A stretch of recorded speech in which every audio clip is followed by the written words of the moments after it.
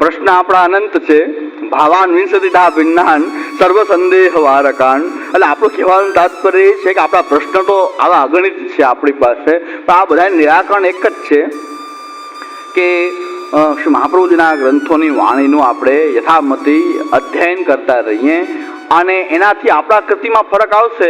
એના કારણે આપણા પરિવારમાં પણ એની અસર આપોઆપ ઉત્પન્ન થશે. પણ આ શાંતિથી આ બધું કાર્ય થશે, બહુ ઉતાવળથી થાય એવું નથી. પણ આપણે અધ્યયન કરશું, પહેલા આપણે અધ્યયન કરશું, આપણા જીવનમાં કંઈક આચરણમાં વિવેક, ધૈર્ય વગેરે અધ્યયનના કારણે આપણા વ્યવહારમાં પરિવર્તન આવશે. લાંબા ગાળે આવે પણ આવે. આપણા જીવન વ્યવહારમાં પરિવર્તન આવશે તો એની અસર આપણી સાથે રહેનારા ઉપર પણ થશે. સૌથી પહેલી એના ઉપર થશે.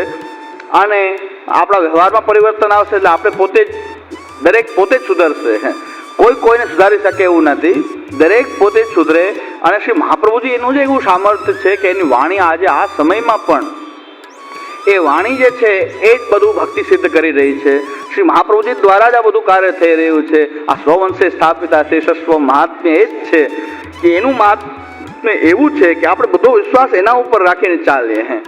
આપણા બલ ઉપર, આપણા સત્સંગ ઉપર, આપણા કાર્ય ઉપર, પ્રચાર કાર્ય ઉપર આપણે વિશ્વાસ ન રાખવો જોઈએ. વિશ્વાસ એના ઉપર રાખીએ. આપણે એક આપણી ફરજ કે કર્તવ્ય રૂપે, કે જેમ ઠાકોરજીએ ગોવર્ધન ધારણ કર્યો તો ઠાકોરજીએ જ ગિરિરાજનું ધારણ કર્યું છે ને એવું સામર્થ્ય તો એવું કે બંસીના નાદ ઉપર ગિરિરાજજી સ્થિર છે. એ તતલી આંગળી રાખવાની પણ જરૂર નથી એવું એનું સામર્થ્ય છે. છતાં ગોપ બાળકોને એમ થયું, વ્રજવાસીઓને એમ થયું કે એકલો કૃષ્ણ આપણી માટે મહેનત કરે, આપણે કંઈક કરવું જોઈએ. તો લાકડીના ટેકા લઈ બધાએ ભરાયા. ટેકાથી કંઈ થાય નહીં, ટેકાથી કાંઈ થાય નહીં. પણ વ્રજવાસીનો સ્નેહ કે કૃષ્ણ આપણી માટે જો ગિરિરાજનું ધારણ કરીને 7 દિવસ સુધી ઊભો હોય અને એ આપણે કંઈક તો કરવું જોઈએ, ટેકો તો ભરાવવો જોઈએ. તો વ્રજવાસી લાકડીઓના એ ટેકા એ ભરાયા. પણ ટેકાથી કંઈ ગિરિરાજજી રહે? ટીકાથી રહે એમ નહોતો, પણ એને એમ થયું કે ટેકો આપણે કંઈક કરવું જોઈએ. એમ મહાપ્રભુજી દ્વારા આખો ગિરિરાજજી આ ઉપડે છે આ સ્વમાર્ગના સિદ્ધાંતનો, પુષ્ટિ માર્ગનો. આપણને એમ થાય કે આપણે કંઈક કરવું તો જોઈએ.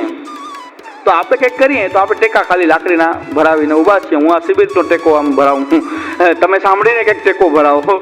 આપણે જો સુધારવા નીકળીએ તો તાકાત નથી સુધરી શકે કંઈક પણ. એટલે ઓલા જોક્સવાળા જેમ કહે છે કે ભારતના એક નેતા એ ઇંગ્લિશ શીખવા માટે એ અમેરિકાના પ્રેસિડેન્ટ પાસે શીખવા ગયા. તો એ બિહારી ભાષા બોલતો થયો કે પણ આને અંગ્રેજી ના આવડ્યું. ઓલો અમેરિકન હતો એ બિહારી ભાષા બોલવા માંડ્યો, એને એ ફાવી ગઈ, પણ આને અંગ્રેજી આવડ્યું નહીં. એટલે કદાચ સુધારવા નીકળે ને તો પહેલો પ્રશ્ન આપણે બગડી જાય. ઓલા આવ્યા ને અરે એને કાંઈ ફરક ન થાય, આપણે બગડી જાય.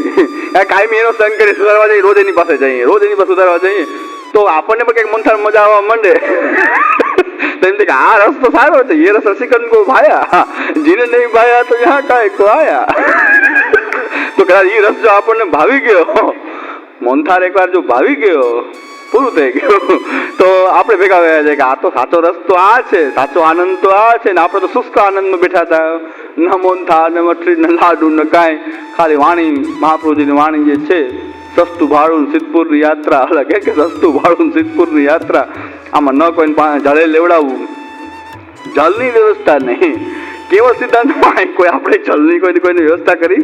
એકવાર પાછું સુરાતન જાગ્યું હતું કે બધાને મોનથાળ લેવડાવી, આપણે લેવડાવી. મેં કીધું કોઈ લેવડાવતા આપણે વચ્ચે શું કામ પડવું છે, પણ આ કરાય નહીં ધંધો, આ ધંધો કરાય નહીં. તો અહીં સુરાતનભાઈ જાગ્યું એક વખત કે આપણે કંઈક વૈષ્ણવ કણિકા લેવડાવી. મેં કીધું આ કણિકા શું આ લે છે એ આ પોતાના કર્ણરૂપ પાત્રના પડ્યા કરી કરીને શ્રી મહાપ્રભુજીની વાણી પીએ એટલું બરાબર છે. આ મોનથાળ તો બધે પ્રાપ્ત છે. પોતાના ઘરે ઠાકોરજીને અરગાવીને લઈ લે કદાચ કોઈ વૈષ્ણવનો મનોરથ હોય તો. અહીં પણ એકવાર એવી ઈચ્છા થઈ હતી, પણ આયોજન એવું થયું કે કંઈ મેળ પડ્યો નહીં. કે કંઈ મોનથાળ કરવો સહેલો થોડો થાય. ક્યાંથી બકરવી લાવવાનું કે તવીસો લાવવાનું, હલાવે કોણ, સામગ્રી ભેગી કરવી, ઢાળવીને, ટૂંક કરવાનું, દૂના ભરવાનું, પાછા એક એકને સમેટવા.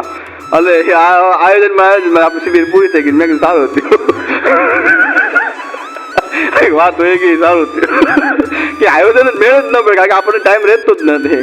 રાતના મોડું શું, સવારે મોડું ઉઠવું, અને પાછું બધા ધક્કા કરું ખાવા કરવા 3 વાગે શિબિરનો ટાઈમ થઈ જાય, 3 થી 6 વાગે માંડ ઘરે જઈએ તો પાછા 9 વાગતા વાર લાગે, 9 વાગે પાછા આવે.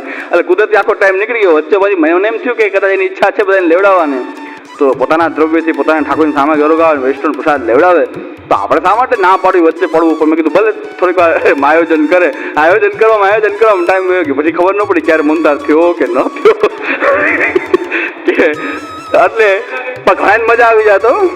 પણ એ થયું હોત તો આપણા આટલી શિબિરનું એ વૈષ્ણવ આટલી શિબિરમાંથી શું પ્રવચન આવ્યું નહીં, પણ જો એને લેવડાવ્યો ને આપણી નાતમાં ભયડા એક એને મુંતાર કર્યો તો કરો, એને આવવું તો પડ્યું આ રસ્તા ઉપર.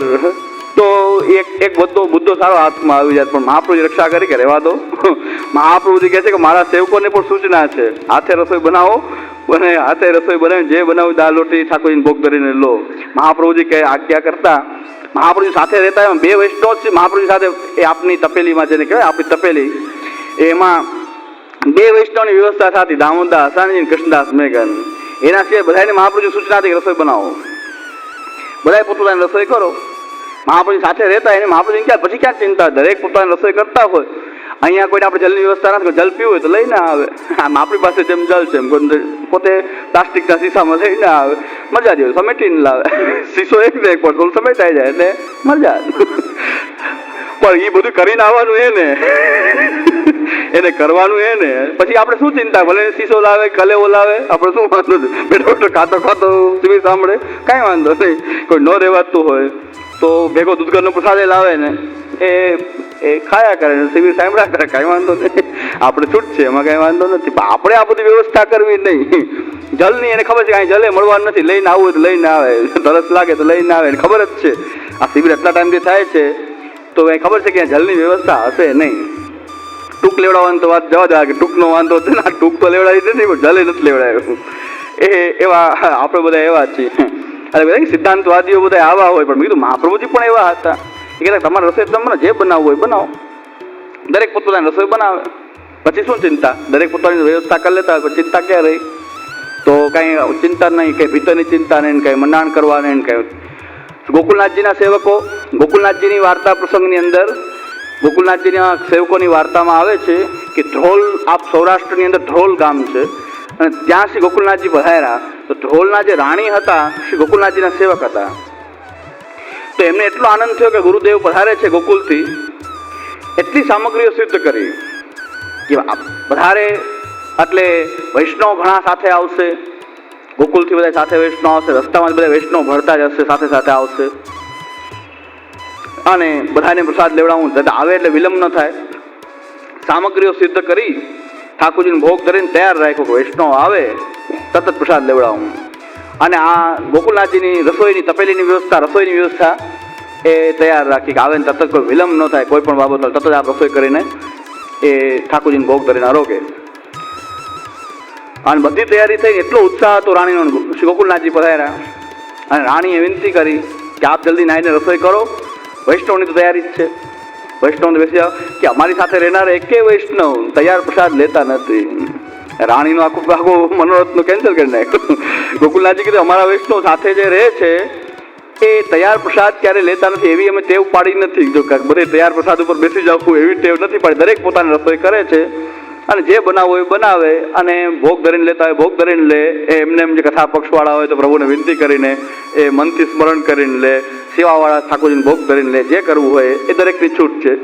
અને એવી રીતે બધા લે છે.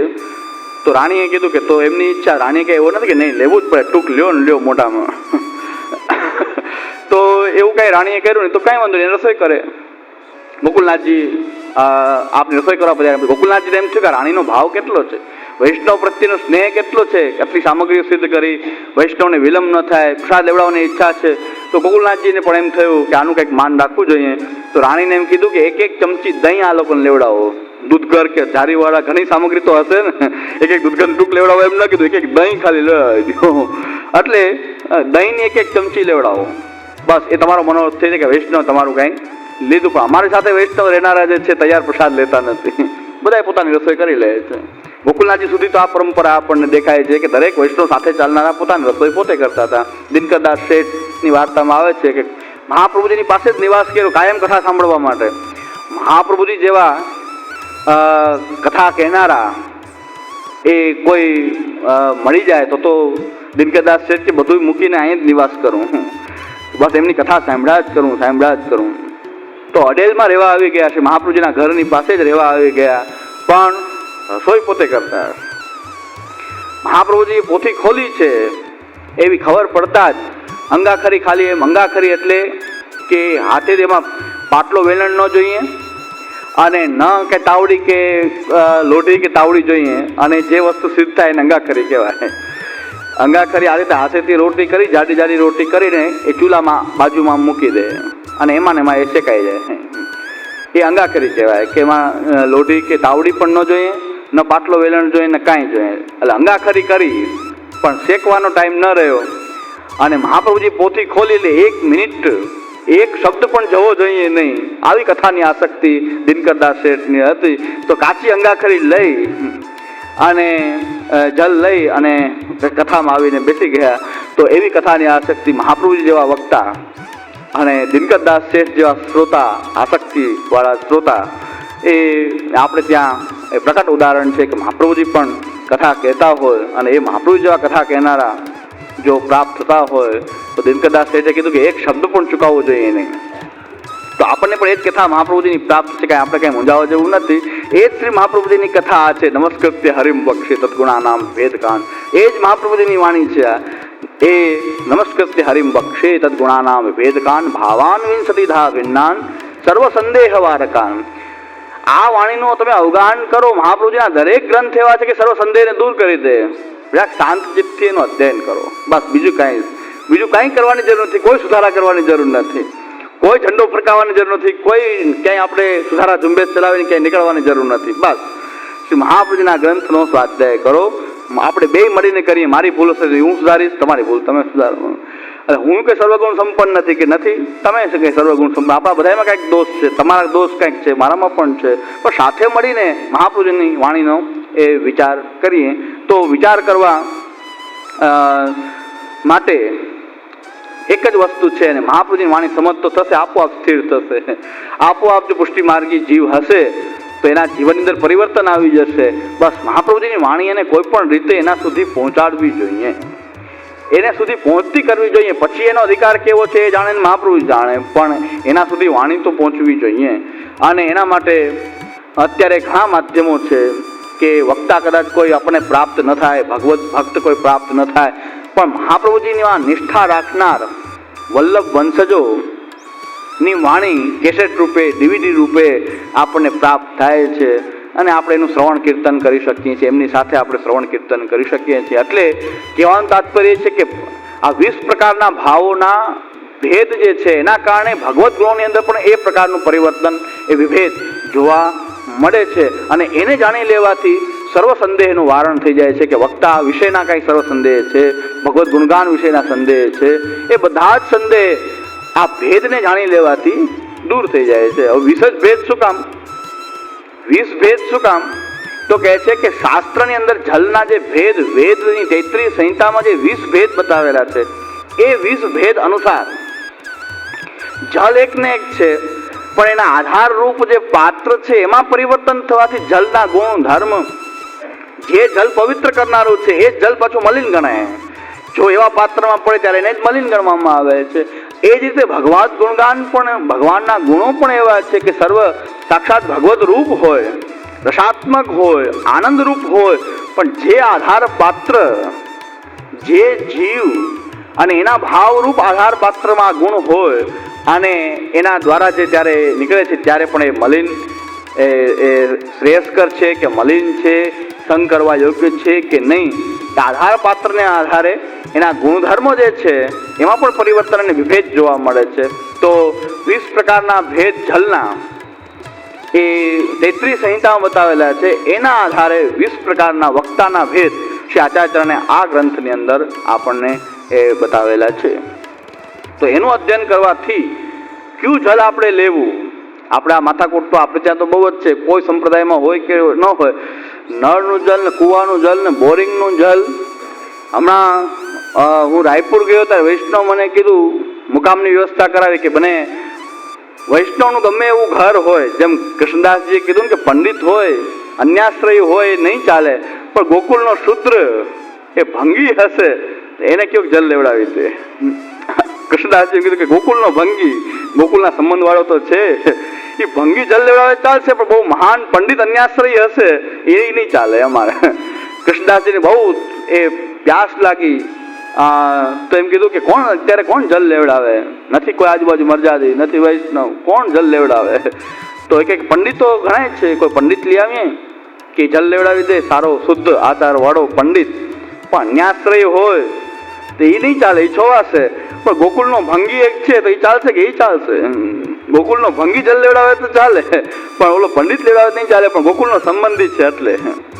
તો મેં મુકામની વાત કરી કે ભાઈ જ્યાં મહાપ્રભુજીના સિદ્ધાંતનું પાલન ન થતું હોય એવી બેઠકજી એની અંદર મુકામ કરવું, અત્યારે ચંપારણ્ય ધામ, તો એના કરતાં મેં કોઈક વૈષ્ણવ મળી જાય તો મેં તપાસ કરાવી કે રાયપુરમાં કોઈ વૈષ્ણવ મળી જાય, મને જવું મારે રાયપુર જરૂરી છે, તો વૈષ્ણવ મળી જાય તો એની ઘરે રોકાણ આપણે ગમે એવો હોય, ગોકુળનો ભંગી હશે ચાલશે. એટલે એ પ્રકાર છે કે ગમે એવો નિમ્ન આચાર વાળો હશે પણ વૈષ્ણવ હોય એના મહાપ્રભુના સિદ્ધાંત વિરુદ્ધ ભલે ગમે એવું સારું કૂવાનું જલ લેવડાવે પણ એ ઘરે નથી ઉતરતું, એના કરતાં ત્યાં જઈને આપણે કંઈ મન દુભાય એના કરતાં દૂર રહેવું, અધૂરે વિપ્ર કરશે એવા. તો વૈષ્ણવ શું डरी गया खबर नहीं कि सब व्यवस्था हो जाएगी पर कुआं का जल नहीं है, नहीं ईज मोटी राम है. कुआं का जल नहीं मिलेगा, बाकी सब व्यवस्था हो जाएगी. तो मैं कैसा जल तुम लेते हो? ठाकुर जी सकड़ी धरे बहुत सारा वैष्णव, ठाकुर जी ने 2 टाइम बहुत सुंदर सेवा प्रकार निष्ठावान वैष्णव कि कुआं का जल नहीं पर बोरिंग है. मैं तो ओहो तो क्या सब चलेगा? तो बोरिंग हो तो हमको आनंद हो जाएगा. तो हम आनंद करेंगे. तो एवं गमे आखो आया हे मेन वाला कूવાનું જ જોઈએ કે અમને તો ઘણા એમ કૂવાનું જ જોઈએ છે, એવું કૂવાનું નથી, બોરિંગનું છે. મેં કીધું બોરિંગ તો ખૂબ હાલે, બોરિંગ તો બસ ક્લાસ હાલે, તો આનંદ હો જાયગા. તો આનંદથી પધારો હોય કે બીજી કોઈ વ્યવસ્થા નહીં, કઈ બધી વ્યવસ્થા છે, બધું છે, પણ કૂવાનું જલ એ વ્યવસ્થા નથી, કારણ કૂવામાં જલ નથી. કૂવા તો છે પણ જલ નથી, શું કરવું હવે? આપ એવો આગ્રહ રાખો કૂવાનું જલ, પછી જલ માટે ક્યાં દોડાદોડી કરવી? જલની માથાકૂટ તો આપણે બહુ જ છે. વૈષ્ણવ મુકાનમાં પહેલાં એ કીધું કે કૂવાના જલ સિવાય જો બધું હાલતું હોય તો મેં કીધું તમે શું વાપરો છો, કેવું જલ વાપરો? નળનું મ્યુનિસિપાલિટી કહ્યું ના બોરિંગ છે, આપણા ઘરમાં જ બોરિંગ છે, બોરનું ચાલતું હોય તો બોરનું તો ખૂબ ચાલે. બોરમાં ને કૂવામાં બોરમાં હજી ભેદ ચાલે છે, એ તો હજી મને ખબર નથી, હજી એવા ભેદવાળા છે ખરા, કૂવા અને બોરમાંય ભેદ છે. તો બોરિંગ તો ફર્સ્ટ ક્લાસ ચાલે. એટલે પછી તો આનંદથી મુકામ ગયું, તો વ્યવસ્થા થઈ ગઈ, મુકામે થઈ ગયું. પણ કે કુआ અને બોરિંગમાં પણ એને એમ કીધું કે કુआ का जल नहीं है, बाकी आपको बधारना सब व्यवस्था है પણ કુआ का जल नहीं.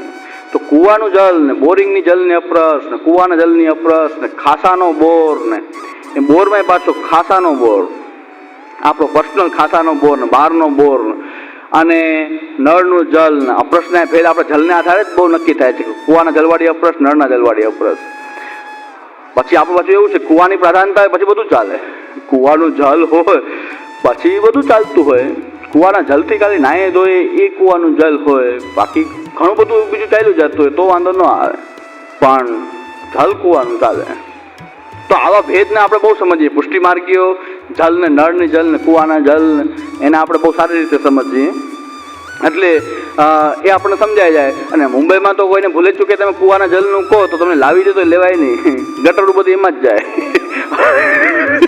એ કે કુવાનું જલ લઈ આવી તો લેવી દે, કદાચ પ્રસમાં નાઈને લેવડાવી દે, પણ એ તો એને તો પીવું ન હોય, ગટરનું આપણને આખા મુંબઈની સેફ્ટી ટેન્ક ને ગટરો નાન તેને બધી કુવામાં જવા દે, કારણ કે કુવાનો વપરાશ છે નહીં અને કુવાનો ઉપયોગ ત્યાં જ થાય છે. હા, બધી ગટરોને કુવામાં નાખવાનો ઉપયોગ થાય છે ને આપણે કોઈ હોંશે પી જાય. નળથી કુવામાં આવી ગયેલું પવિત્ર થઈ ગયું, એમ કુવાનું સ્પર્શ થતા પવિત્ર થઈ ગયું. એટલે એ બહુ જાણવા મળશે આપણને જલભેદની અંદર, કઈ પ્રકારનું જલ, એની શુદ્ધિ શું, કેવું જલ શુદ્ધ ગણાય કે ન ગણાય.